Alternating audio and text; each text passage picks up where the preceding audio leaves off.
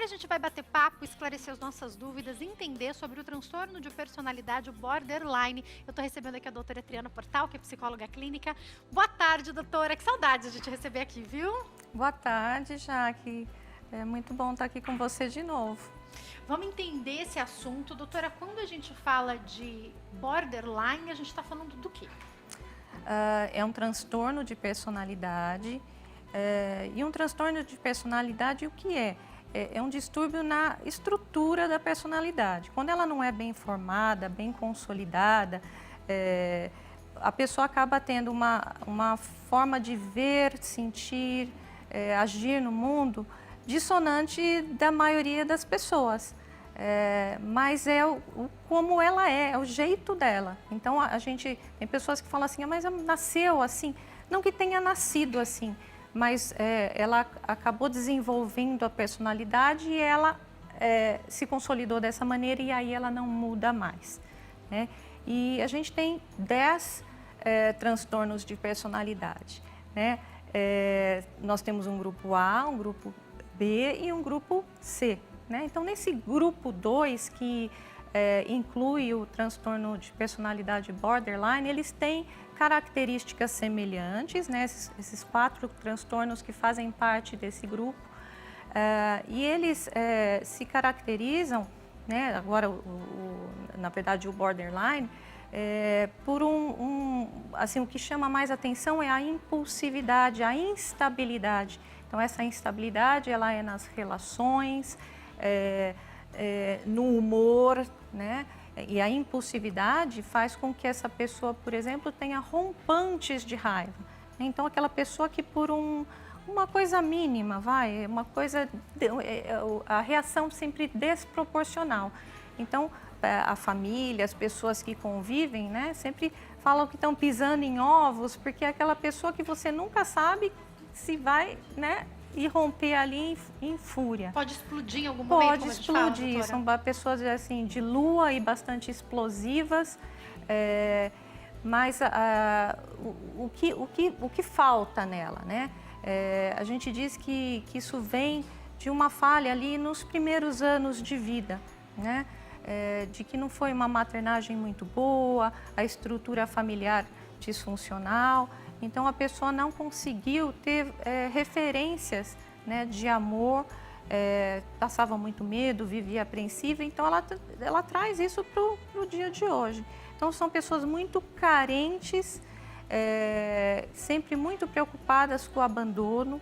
Então, acabam sendo demandantes demais, né? Então, quando elas se envolvem com uma pessoa, seja com um amigo ou num relacionamento afetivo, elas ficam muito, vamos dizer, pegajosas, né? Então, elas querem muito amor e mesmo né, que elas tenham um parceiro muito amoroso, muito disponível, elas sempre estão precisando de mais. É como se assim não tivesse fim essa carência, né? E aí, com isso, vem também ciúmes, esse medo do abandono constante acaba afastando as pessoas, né? Então, assim, esse cônjuge, por exemplo, ou um namorado, né, que ele é controlado o tempo todo, ela provoca ciúmes para que a pessoa demonstre que tem amor, né? Eu digo ela, né? Eu falei ela porque... Tem uma incidência maior de mulheres? Sim, 75% dos casos, né, a incidência é em mulheres, então uma ordem aí de 3 para 1, não que não tenha homens, mas a parcela é bem menor. Já quero entender como é que ficam as mães que têm esse transtorno, mas falo ainda mais tentando entender sobre essa carência. Mas antes eu queria entender, doutora, quando que as principais características desse transtorno podem começar a aparecer? Isso pode dar sinais na fase da adolescência, na infância, somente na fase adulta? Explica pra gente. Olha, geralmente começa a ficar evidente e assim não se chega a um diagnóstico, mas assim suspeita-se de um diagnóstico na adolescência e começo da vida adulta. Mas a adolescência você não pode diagnosticar, existe um consenso, né, de que um diagnóstico de transtorno de personalidade, porque como é uma coisa assim imutável a personalidade, que você só pode diagnosticar após os 18 anos. E por que a adolescência é um período de muita oscilação, oscilação de humor, né, de muita intensidade. Então, o border, né, a gente vai falar assim, o border, né, a pessoa que tem o transtorno borderline,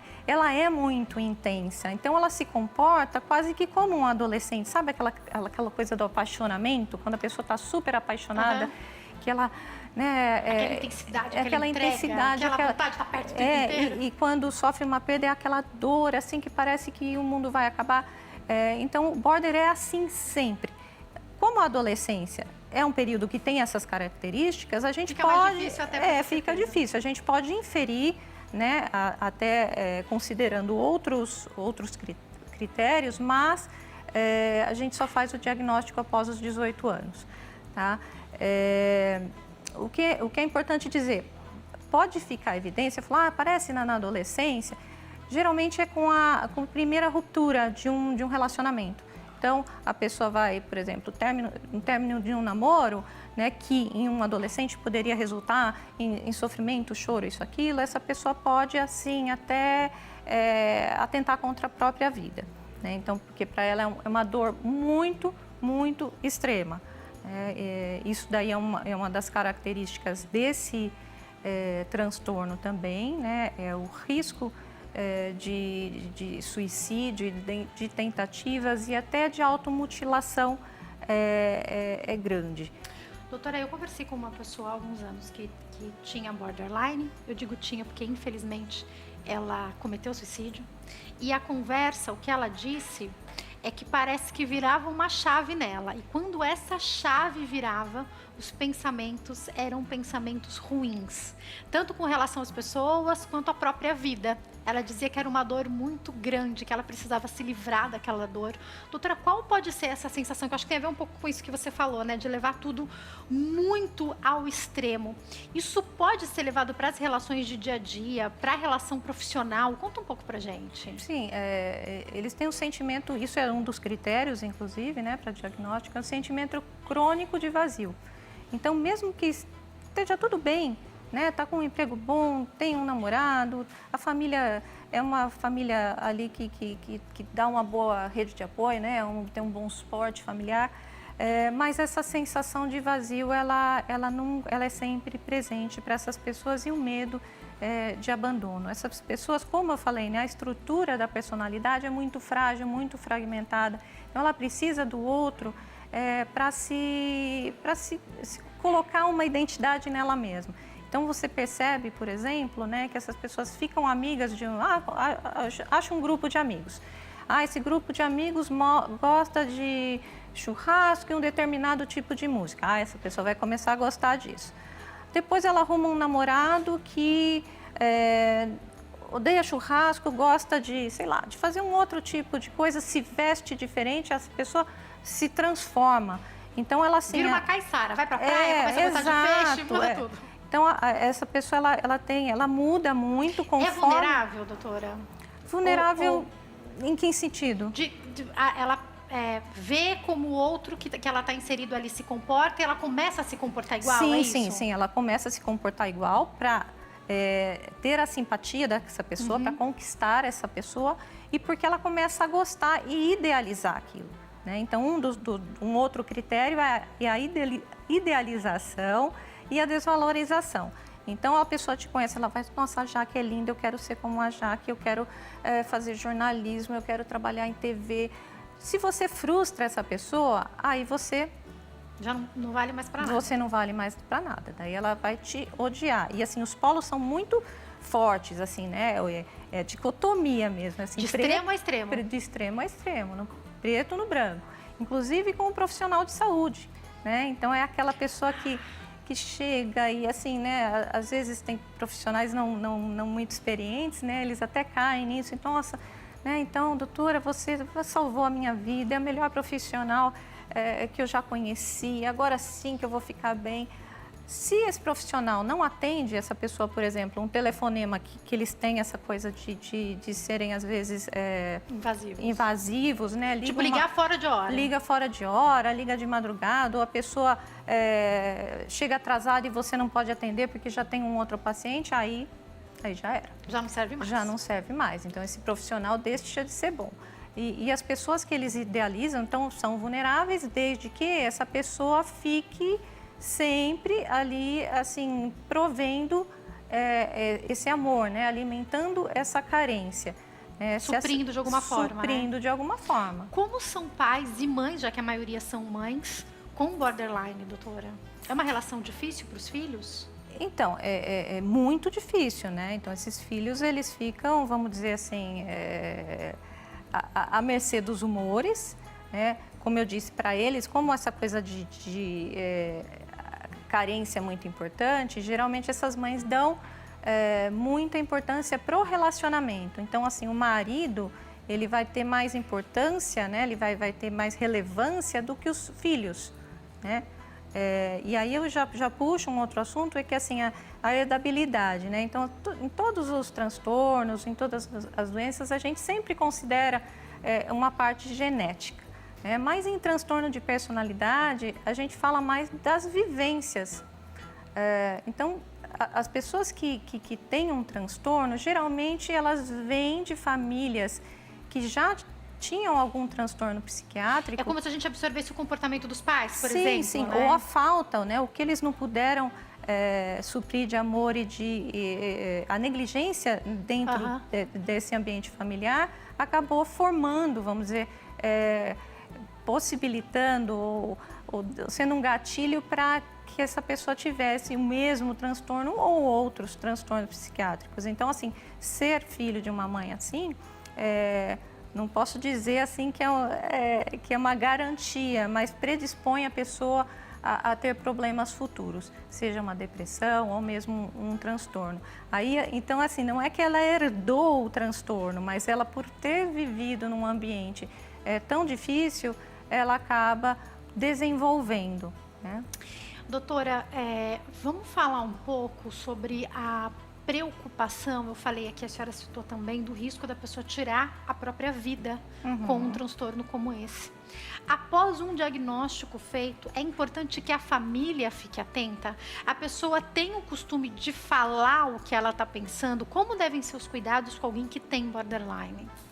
Olha, a família, ela precisa sempre ficar atenta, a família precisa muito de psicoeducação. Então, é importante a família participar do tratamento, primeiro, para dar condições, subsídios para o profissional fazer um diagnóstico acertado, né? Que às vezes é difícil porque esse transtorno tem características de muitos outros transtornos. Então, às vezes, se o diagnóstico é errado, a terapêutica também não vai ser adequada, não vai ser eficaz. E a família ajuda muito nisso, porque quando a pessoa, essa doença é sintônica, a pessoa não percebe que ela tem um problema. Para ela tá tudo certo, o problema talvez venha de fora. Então, o relato dela pro profissional nem sempre é tão verdadeiro ou tão completo. Então, a família, primeiramente, precisa participar para ajudar no diagnóstico e essa família precisa entender o que é esse transtorno. Então, o profissional precisa se dedicar a fazer com que a família entenda e que a família acredite, porque ainda a gente tem muito preconceito em relação a doenças que a gente não vê, que a gente que é um exame médico, um exame de sangue, de preferência, que constate. Isso não existe, então, né? Não existe tipo ainda. Eu acho que no futuro até a gente vai ter alguma coisa assim, algum biomarcador para detecção. Tem alguma coisa que altera, que dá para provar, porque deve ter, com certeza, né? Mas ainda não. Então, muitas famílias são muito, assim, resistentes em acreditar que aquilo é uma coisa real e que é uma coisa séria. E aí tem frases, né, doutora, assim, é a personalidade dela mesma, ela é explosiva, ela é nervosa, ela nunca conseguiu ficar com alguém por muito tempo, nunca teve amizades muito duradouras. A pessoa justifica, né? Os outros acabam justificando, mas é necessário um diagnóstico, né, doutora? Sim, e assim, e quando vem essa justificativa, é o jeito dela mesma, a gente tem que aguentar. É como se fosse culpa da pessoa. Como Exatamente, jogando a responsabilidade na pessoa, né? Como se a pessoa quisesse ser assim, né? É uma coisa que causa muito sofrimento. para a pessoa, né? Então, ela, logicamente, se ela pudesse ser diferente, disso, né? ela vai ser diferente. Então, a família lida muito assim, é desse jeito mesmo e tal, mas precisa ficar muito atento, acompanhar e assim, principalmente quando tem algum estressor importante. Por exemplo? Né? Então, um término de relacionamento.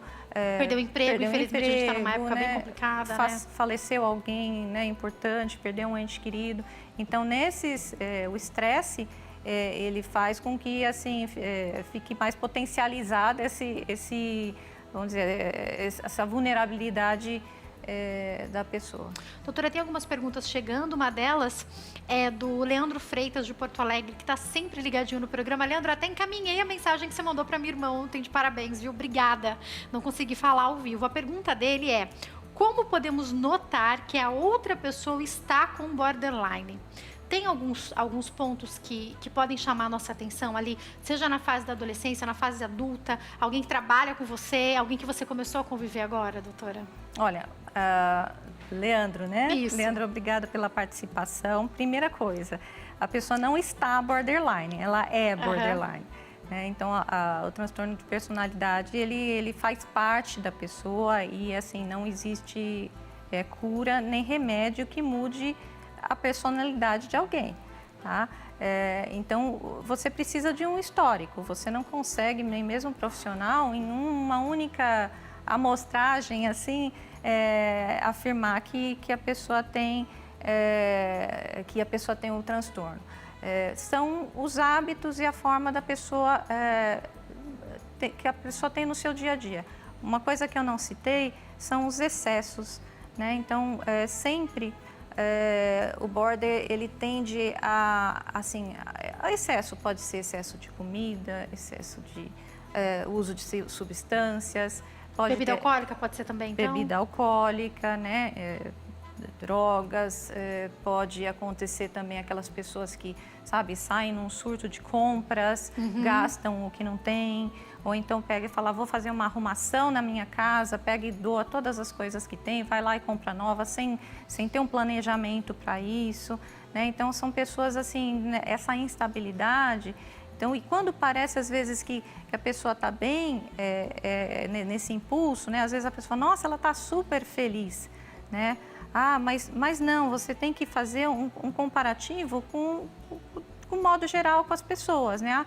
Não, então tem que ter uma normalidade. Existe sim, existe uma convenção do que é esperado das pessoas, né? E a gente sabe quais são essas convenções, então a gente precisa entender o quanto essa pessoa destoa do funcionamento da maioria das pessoas. Os excessos é uma pista muito boa, né? A questão desses sentimentos de vazio, então assim, não é que a pessoa tá triste porque aconteceu uma coisa recentemente, ela está sempre com sentimentos de vazio, né? A impulsividade dela mostra muita coisa também, né? Esses rompantes de raiva, né? A vida também que acontece, você bem citou, a pessoa começa uma faculdade começa um curso né? Os relacionamentos acabam não dando certo, vai trabalhar num lugar, não dá certo, vai trabalhar em outro, não dá certo. Mudanças físicas também frequentes, né? Então, assim, lógico, a gente quer mudar, principalmente mulher, mas assim, a pessoa muda todo mês o cabelo, né? Ela vai mudar, assim, ela sai, vai lá e faz um monte de tatuagem, nada contra, mas assim, sabe, assim, quando é um comportamento impulsivo e compulsivo que a pessoa não consegue dar conta. Mas isso precisa de uma história, por isso que eu falo da família, né? Então, você precisa conhecer essa pessoa para ver se ela funciona sempre assim, ou se é naquele momento que ela está ali, né, passando por uma fase difícil e que depois ela vai ficar diferente, ela vai voltar como todos nós temos flutuações no humor. Mas, doutora, a pessoa com borderline, ela pode ter um surto? Se a gente fosse falar de uma doença, a gente poderia falar, tem uma fase aguda, ou a gente imagina que a pessoa tenha uma constância na atitude dela. Porque quando a gente fala dessa explosão, é uma pessoa que, estou dando exemplo da explosão, sempre explode. Ou podem existir momentos na vida dessa pessoa em que as características do borderline ficam mais extremas. Como surtos? Isso Sim, existe? Um surto não, a gente pode falar até assim de um quadro quase psicótico, né, que a gente pode observar em borderline, não é frequente, mas de aquela coisa mais de perseguição, sabe? De que a pessoa tem alguém me olhando, tem alguém me perseguindo, me controlando, tem alguém, né, mexendo nas minhas coisas, né? Então vem nesse formato, mas é raro, e isso vem quando tem um período de estresse muito grande, né? Alguma coisa acontecendo. Mas, no geral, a pessoa é assim. Ela é pavio curto, ela é carente mesmo. Ela não está, ela é borderline, como a senhora nos ensinou, Ela é né? borderline. Então, são muito criativos do outro lado, né? São pessoas que se dão muito... Fazem a amizade com facilidade. Então, aquela pessoa que ela consegue. Ela não consegue manter as amizades e os relacionamentos, mas ela é expansiva bastante para conseguir... né, assim, ser simpática, passa por uma pessoa muito legal, assim, para quem vê. Nesse começo de relacionamento dá certo, né? No superficial. Doutora, estão chegando mais perguntas para nós. Uma delas é da Patrícia Costa Correia. Obrigada pela participação, viu, Patrícia? Ela é do Rio Grande do Sul. Um abraço a todos do Rio Grande do Sul. E ela quer saber, uma pessoa que tem diagnóstico de borderline pode ter outro transtorno? Pode ter depressão? É a pergunta dela.